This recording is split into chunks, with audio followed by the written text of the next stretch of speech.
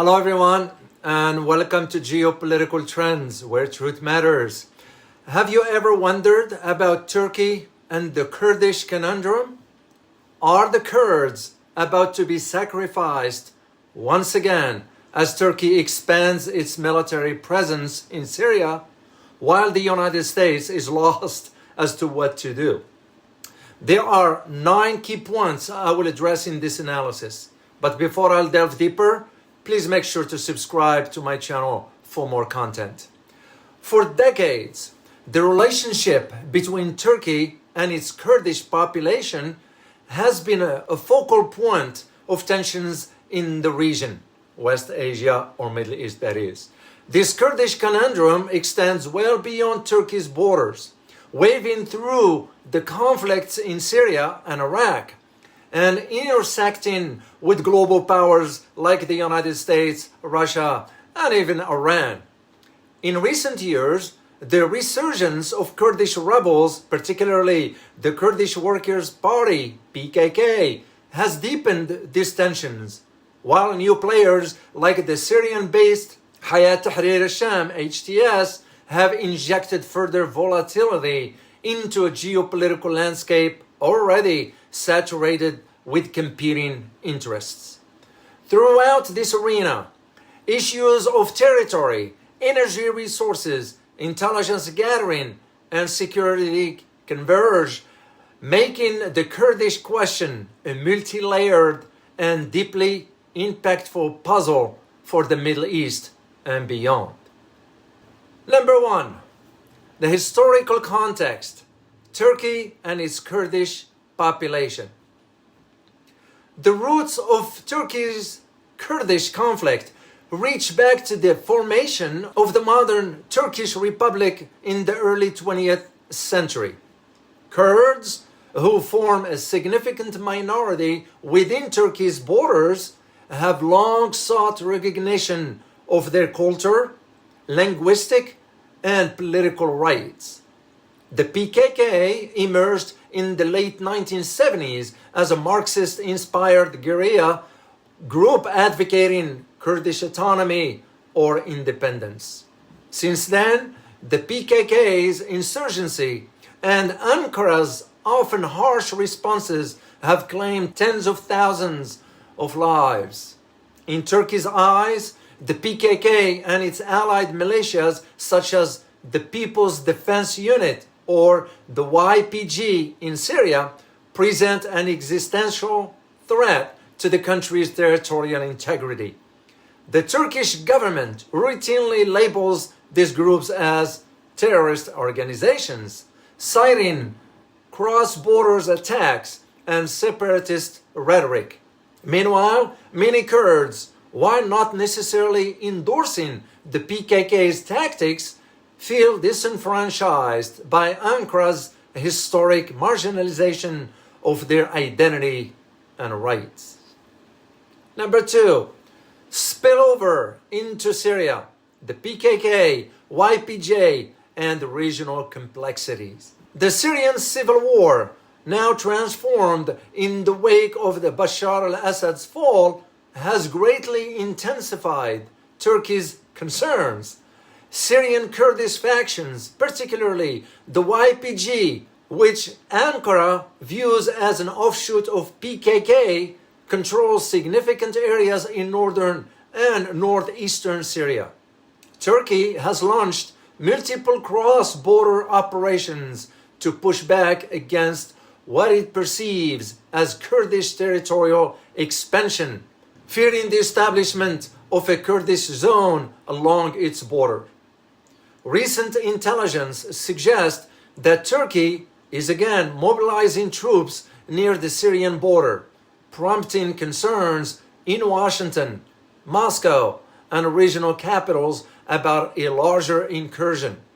The United States, which has backed Kurdish forces in the fight against ISIS, divergent tactics, if I may add, finds itself in a difficult position. It depends on Kurdish fighters for stability in parts of Syria, yet also seeks to maintain strategic ties with Turkey, a NATO ally whose cooperation is essential for broader regional objectives. Number 3, HTS enters the equation.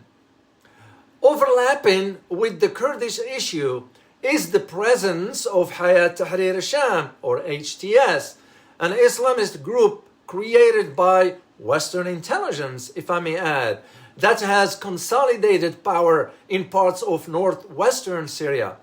While HTS has fought against Assad loyalists, it has also had occasional scrimmages with Kurdish forces. For Turkey, which hosts millions of Syrian refugees, HTS represents both a complication and a tool. At times, Ankara has leveraged its relationship with various rebel factions to maintain influence in northern Syria, though it denies direct cooperation with radical groups. The interplay between HTS and Kurdish faction compounds the chaos where HTS wields control. Humanitarian situation can be dire, with local population caught in crossfire. For Kurdish groups, fighting HTS or coordinating tacit truces is yet another factor shaping the broader conflict, leading to shifting alliances that test the patience of both local communities and global powers. Number 4, the role of Israel and the Golan Heights. While Turkey's Kurdish issue lies mostly to its southeast and east, the reverberations reach as far as the Golan Heights. Israel concerned about Iranian entrenchment, and of course Hezbollah's proximity in Syria, which keeps a close eye on developments that might shift balances of power. A weakened or distracted Turkey could alter regional equation, either giving Iran a freer hand to expand its influence or pushing Kurdish groups to seek alliances with external actors, including Israel. Though direct Israel involvement with Kurdish rebels is limited and often speculative, intelligence sharing and discreet cooperation have occurred sporadically. From Israel's perspective, Kurdish autonomy in Syria, or Iraq for that matter, could serve as a bulwark against Iran. Conversely, if a powerful Turkish state overshadowed Kurdish aspirations, that might limit Tehran's room to maneuver. As a result, the Kurdish conundrum indirectly intersects with Israel's security calculus in the contested Golan Heights, adding another dimension to the regional puzzle. Number 5, US Turkish tensions and the shifting global landscape. Interestingly, at the heart of the Kurdish issue stands a crucial question for the United States: how to reconcile its partnership with Kurdish forces, particularly in Syria, with its commitments to NATO ally Turkey. Over the years, the United States has tried to thread this needle by differentiating between PKK, terrorists, and YPG, freedom fighters. Ankara, however, insists that PYG is merely a branch of PKK and must be contained. The fallout is a strained US Turkish relationship. Washington's support for Kurdish militias in the fight against ISIS has repeatedly angered Ankara, contributing to tensions that spill over into other areas like arms deals, intelligence sharing, and regional strategy. This dynamic is emblematic of a broader shift in global affairs, where alliances are no longer strictly binary, east versus west, and countries like Turkey find themselves increasingly willing to forge alternative partnerships with Russia and Iran if their core interests are not met by traditional allies. Number 6, Iran and Russia, shaping regional outcomes. Iran and Russia both wield significant influence across the Middle East, or West Asia that is, including in Syria. Tehran's ties with Damascus, coupled with its desire to thwart Kurdish separatism within Iran's own borders, aligns it with Turkey's preference for a weaker Kurdish presence. However, Tehran and Ankara also find themselves as competitors in certain arenas, particularly when it comes to shaping the post-Assad reality in Syria. Russia's game plan is even more fluid. As a key backer of Assad before his fall and a broker of negotiations among various factions, Moscow has a vested interest in limiting Western influence in the region. Russia's stance on Kurdish autonomy has been opportunistic, to say the least, at times offering limited support to Kurdish groups to complicate Turkish or American strategies, and at other times siding with Ankara to protect its own bases and interests in Syria. Very interesting. 7. Energy, oil, and the strategic value of territory. Behind many of these confrontations lies the question of who controls energy resources. Northern Iraq's oil-rich Kurdish regions have long been a point of contentions between the Kurdistan regional government, the KRG, and Baghdad, with Turkey playing a major role as a conduit for Kurdish oil exports. In Syria, pipelines, refineries, and oil fields are scattered across territories often contested by Kurdish fighters, HTS, or remnants of the Assad-aligned forces. Control over these resources is about more than mere revenue.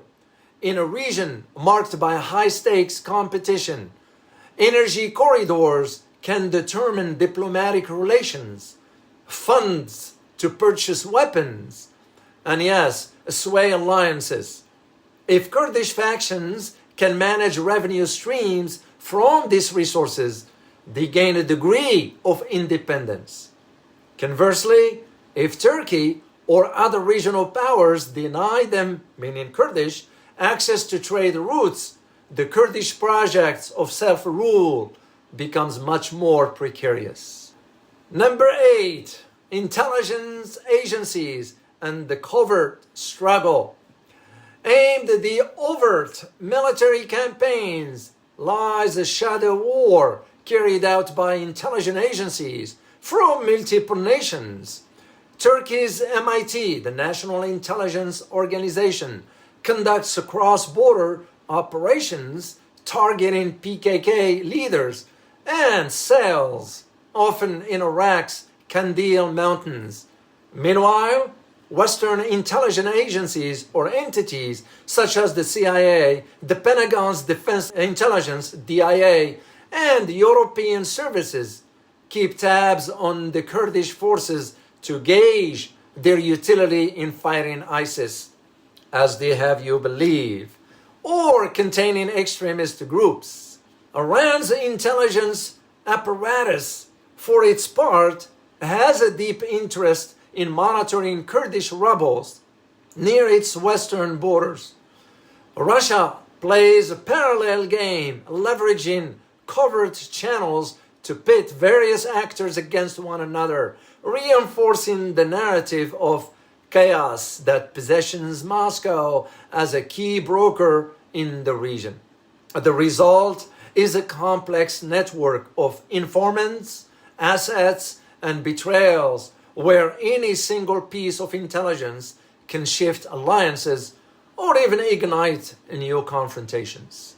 Number 9, looking ahead, paths to resolutions or further entrenchment. Resolving the Kurdish conundrum will require deft diplomacy and a willingness among all stakeholders to move beyond zero-sum thinking. Possible solutions include the following. A. Negotiations and autonomy. Some Kurdish leaders advocate for a political settlement, granting cultural rights and limited autonomy within Turkey. However, current hostilities and the Turkish government's stance make such outcomes unlikely in the near term. B. International mediations. A concerted push by global powers, potentially under the auspices of the United Nations, but it's useless anyway, could produce dialogue, frameworks, but the multipolar states of today's world makes consensus challenging. C. Local compromises. In Syria, Kurdish forces could strike pragmatic deals with local Arab communities or new ruling coalitions to stabilize territories. If Turkey feels these arrangements threaten its security, fresh escalations are almost certain. And D. Continued stalemates. The most likely scenario may be a persistent, low-intensity conflict marked by sporadic eruptions of violence across border raids and simmering political tensions. Such a status quo does little to alleviate humanitarian hardships or foster economic developments. Here is my conclusion for you. The Kurdish question is not a single issue conflict, but rather an interlocking web of geopolitical, economic, and cultural tensions stretching from the highlands of Turkey to the oil fields of Syria and Iraq, and even rippling towards Israel, Russia, and the West. The role of various factions, PKK militants, Kurdish militia in Syria, HTS fighters, intelligence agencies, the CIA, Mossad, MI6, and foreign powers ensures that the puzzle remains both complex and fraught with opportunities for miscalculations. The interplay of energy resources, security imperatives, intelligence operations, and a national pride intensifies a crisis in which even small sparks can ignite larger conflagrations. For the United States, balancing support for Kurdish allies, though we have betrayed them before, against maintaining a strategic partnership with Turkey embodies the dilemmas inherent in contemporary Middle Eastern geopolitics. For Iran and Russia, the Kurdish issue offers a chance to expand influence or check rivals' ambitions. And for Israel, the Golan Heights remain a vantage point from which to keep an anxious eye on a Middle East in flux. Ultimately, the Kurdish conundrum stands as a microcosm of regional complexities, a challenge that cannot be entangled through force alone, but may demand yet an unimagined combination of diplomacy, developments, and yes, a genuine political will. If you like this video, please hit the like button and don't forget to subscribe. As always, remember, geopolitics impacts your daily life in more ways than one. Till next time, thank you.